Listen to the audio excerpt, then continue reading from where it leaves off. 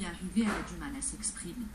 Les poings fermés, la voix qui tremble, elle se livre peu à peu et raconte sa descente aux enfers. Le 6 novembre dernier à Fès, elle était en compagnie d'une amie lorsqu'un homme surgit, les menace avec une arme blanche et les contraint à monter dans sa voiture. Il nous a emmenés vers la route de Sidi Hrazmi. Lorsqu'il s'est arrêté, nous avons crié pour attirer l'attention, mais il n'y avait personne. L'homme a obligé ma copine à se déshabiller. Il a été très agressif avec nous. Il nous a violés puis frappés violemment. Cette jeune femme raconte elle aussi le cauchemar qu'elle a vécu. Depuis son agression, elle vit dans une spirale d'autodestruction et de peur. Il m'a emmené dans la région de Brésil, dans un champ où il n'y avait que des oliviers. Il m'a déshabillé, donné des coups de poing, puis violé. Il m'a ensuite paralysé avec de l'eau froide, puis battu avec une ceinture.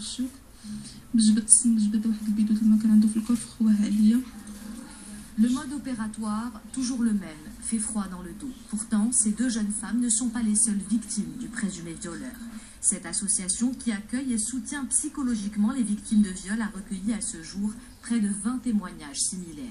Les faits auraient débuté en 2011. Cela ferait donc plus de 2 ans que celui qu'on surnomme désormais le monstre de Fès sévit.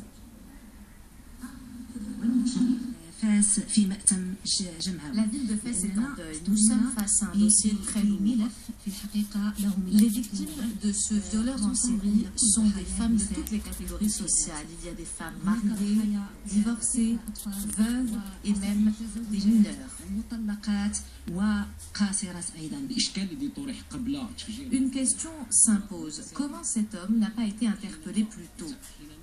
Lorsqu'il y a plusieurs plaintes dans la même ville et que les circonstances des faits, mais aussi la description de l'agresseur présentent des similitudes, on doit rechercher un violeur en série et ne pas traiter chaque affaire de manière isolée. Dans ce dossier, il y a eu un certain retard. Il fallait réagir au bout de la 4e plainte, alors que la police n'a pu l'interpeller qu'après 20 plaintes.